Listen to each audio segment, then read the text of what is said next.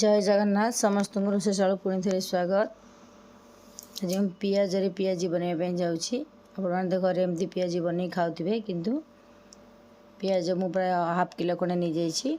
अदा रसुण पेस्ट पकई लंका गुंड धनिया गुंड जीरा गुंड हलदी गुंड तापर लुण भी देती।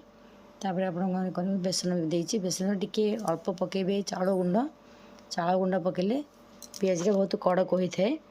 मुझे सब एमती ही करें भलसे हाथ में पूरापूरी भलसे मिक्स करदे।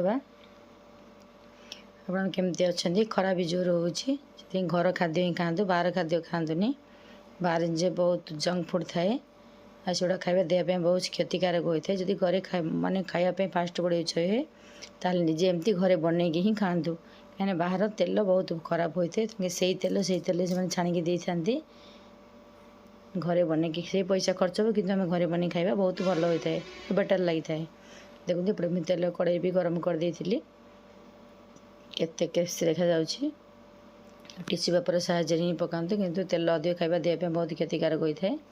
तेल एमती टिश्यू पेपर पकईदेले तेल बड़ा टिश्यू पेपर लगी जाए आमको तेल रू माने ये जिन बाहर जाए।